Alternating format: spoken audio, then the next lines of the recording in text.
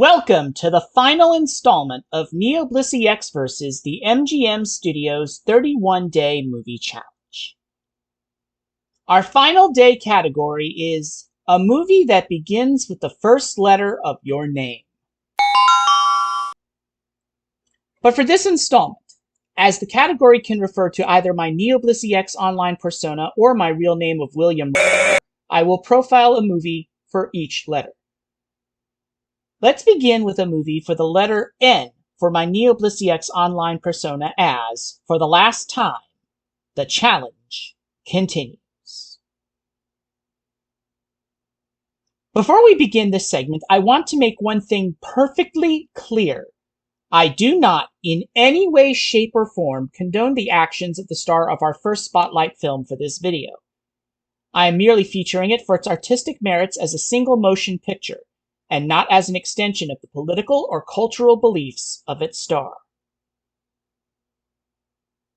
Originally released in U.S. theaters on June 2, 1989, No Holds Barred was the first film produced by the company now known as World Wrestling Entertainment.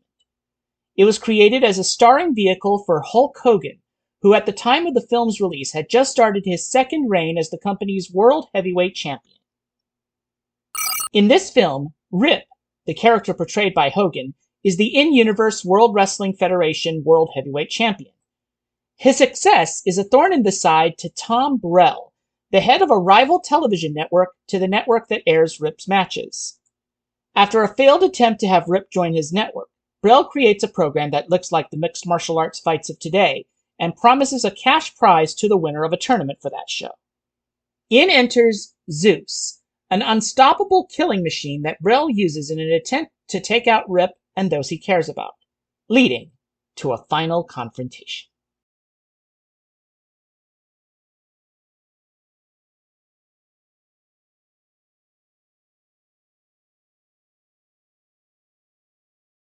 Previously profiled in our Day 10 video in this series, focusing on the 1995 romantic comedy drama The American President, link in the upper right-hand corner of your screen or in the description field below this video, David Paymer portrayed Unger, one of Brell's assistants in No Holds Barred. Born in Compton, California, United States on June 24, 1958, late actor Tommy Tiny Lister Jr. co-starred in No Holds Barred as Zeus, the unstoppable fighter Brell hires in his efforts to take out Rip. Art later became reality throughout the months following the original theatrical release of No Holds Barred, as Lister, in character as Zeus, actually competed in World Wrestling Federation events in a storyline feud with his co-star Hulk Hogan. In the pilot episode of Star Trek Enterprise, Broken Bow, Lister portrayed Klang, the first Klingon ever encountered by humanity. It is the information encoded into Klang's DNA regarding a plot to overthrow the Klingon High Council that makes Klang a target of the Suliban until he is rescued by the Enterprise NX-01. Lister passed away in Marina del Rey, California, United States on December 20, 2020 at the age of 62. Now, we shift focus to the movie that begins with the first letter of my real name. Originally widely released in U.S. theaters on August 25, 1939, following a preview screening in Green Bay, Wisconsin 2 weeks earlier, The Wizard of Oz is an adaptation, perhaps the most famous adaptation, of author L. Frank Baum's 1900 children's book about a girl from Kansas who winds up in a mysterious and magical world where, in order to get home, she must join up with a scarecrow, a man made of tin, and a cowardly lion to defeat an evil witch.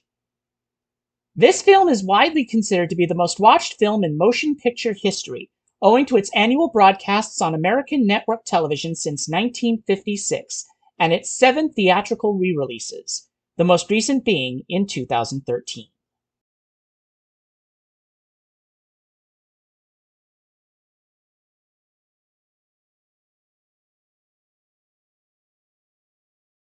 One of the most iconic elements of the 1939 film adaptation of The Wizard of Oz has got to be the Munchkins, the society of little people who are the first beings Dorothy meets upon her arrival in Oz. Now, what would you say if I told you that this quick image from the second season Star Trek The Original Series episode Journey to Babel features two of those munchkins? Well, it's true. These two copper-skinned alien delegates to the Babel Conference, as seen in Journey to Babel, were performed by two munchkins. Born Luigi Corto in Springfield, Massachusetts, United States on June 27, 1909, Billy Curtis portrayed the delegate on the right of this image. Curtis was a background munchkin, so I cannot identify with certainty which one he was. Curtis passed away on November 9, 1988 in Dayton, Nevada, United States at the age of 79. The leftmost copper-skinned delegate was portrayed by late actor Jerry Marin, who was born as Gerard Marenghi in Boston, Massachusetts, United States on January 24, 1920. In the welcoming scene in The Wizard of Oz, Marin was a member of the Lollipop Guild. Specifically, he was the green-clad member who actually handed the giant lollipop to Dorothy. At the time of Marin's death in San Diego, California, United States on May 24, 2018 at the age of 98, Marin was the last living adult munchkin. That is, the last living munchkin who was an adult at the time of filming The Wizard of Oz. Born George Shepard Houghton in Salt Lake City, Utah, United States on June 4, 1914, late actor Shep Houghton portrayed an Ozmite and a Winky guard in The Wizard of Oz. In the second season original series episode Bread and Circuses, Houghton portrayed a cameraman for Empire TV on 892.4, which had a technological level similar to the mid-20th century, but at a cultural level where the Roman Empire never fell.